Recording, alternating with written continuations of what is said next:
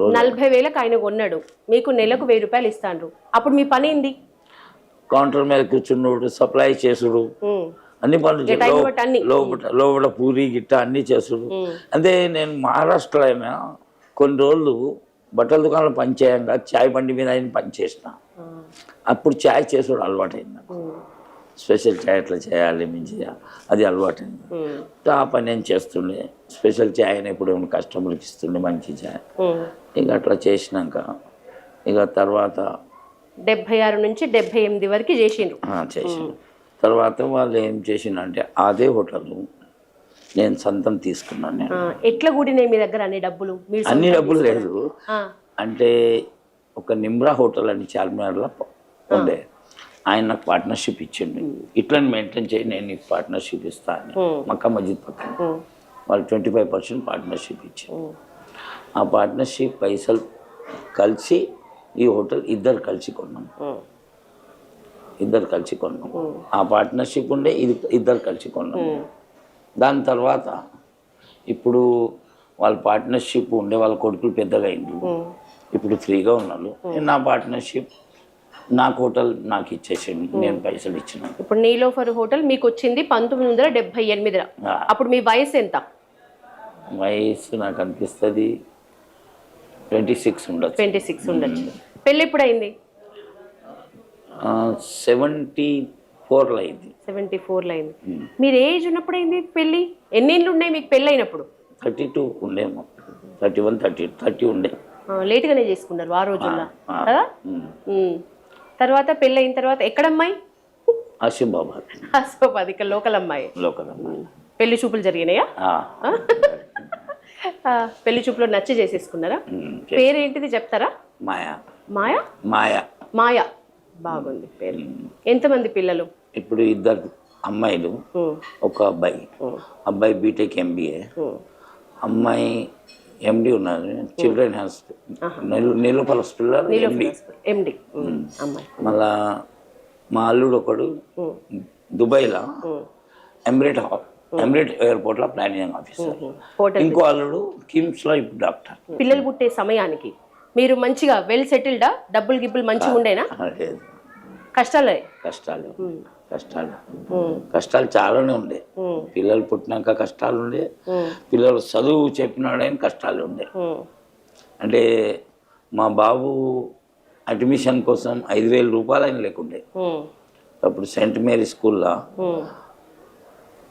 అక్కడ board pen school opening అని అక్కడ పోయినా. అడ్మిషన్ ఫీజు ఎంత అంటే ఫీజు ఏం లేదు, ఫీజు ఏం లేదంటే నేను రాసుకోవాలన్నా 01 నంబర్ అడ్మిషన్.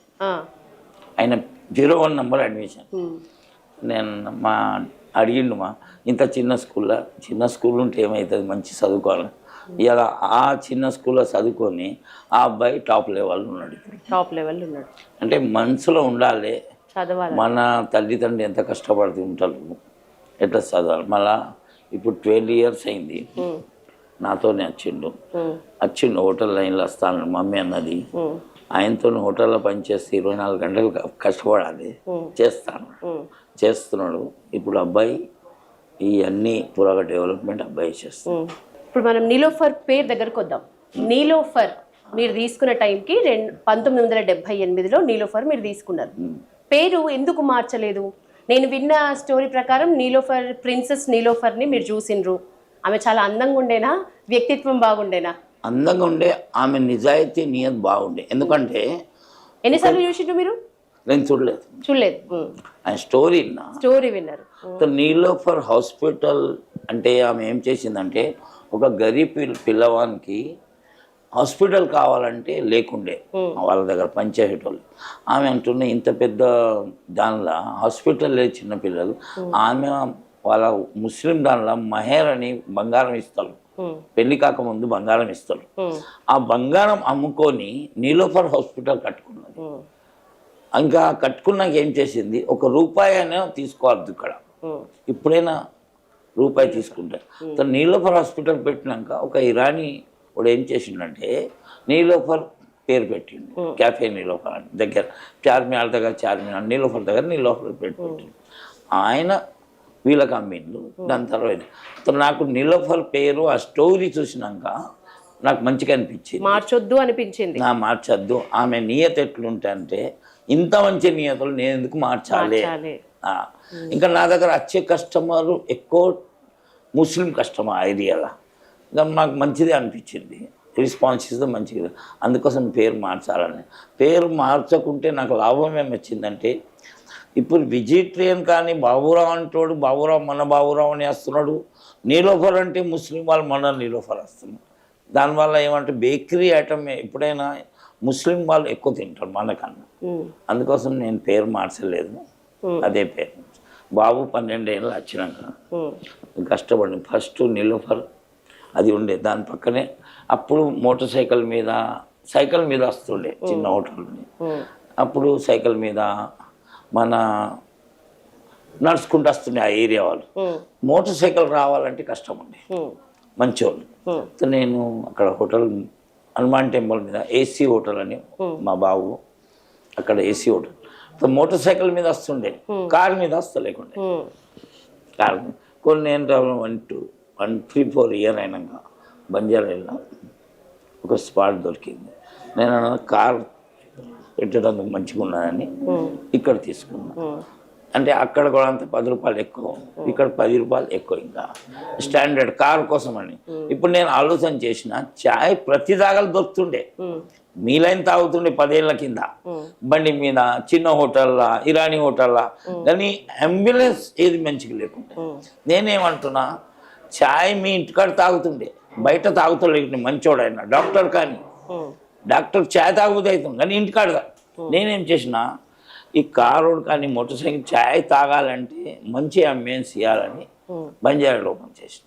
బంజారాలో వచ్చినాక మంచి కారు వాళ్ళు వస్తున్నాడు, రేట్ ఎక్కువ ఇస్తున్నాడు. కానీ కారు వాళ్ళు వస్తున్నాడు కానీ సరిపోతలేదు, ఒకటే చిన్న అడిగి ఉండే. అప్పుడు హుమాయూన్ దగ్గర పెద్ద హోటల్ తీసుకున్నాం, అక్కడ 5 ఫ్లోర్ తీసుకున్నాం పార్కింగ్ కోసం. అదేం సక్సెస్ అయింది. దాని తర్వాత ఇక ఎయిర్పోర్ట్ అయిపోయింది, ఇక్కడ ఎమోర్ అయింది, మంచిగా డెవలప్ అవుతున్నారు. అంటే కస్టమర్కు ఏ కస్టమర్ అయినా కానీ ఛాయ్ దొరుకుతుండే, మంచి క్వాలిటీ ఛాయ్, కూర్చుండు అది లేకుండే, అంబియన్స్ లేకుండే. అప్పుడు 10 ఏళ్ళ కింద ఎవరి దగ్గర అంబియన్స్ లేకుండే. ఇప్పుడు నేను వచ్చినాక అంబియన్స్ వచ్చింది. కస్టమర్ అయినా మంచి కస్టమర్, మీరు ఛాయ్ కోసం వస్తున్నా, బిస్కెట్ కోసం మనం ఫుడ్ ఇస్తున్నా, జీరా రైస్ ఇస్తున్నా, ఫ్రైడ్ రైస్ ఇస్తున్నా, వడాపావ్ ఇస్తున్నా, అన్నీ ఇస్తున్నా. అంటే ఛాయ్ వల్ల వస్తున్నాడు, బల్ మస్కా ఇస్తున్నా. కస్టమర్ అయితే హ్యాపీగా ఉన్నారు.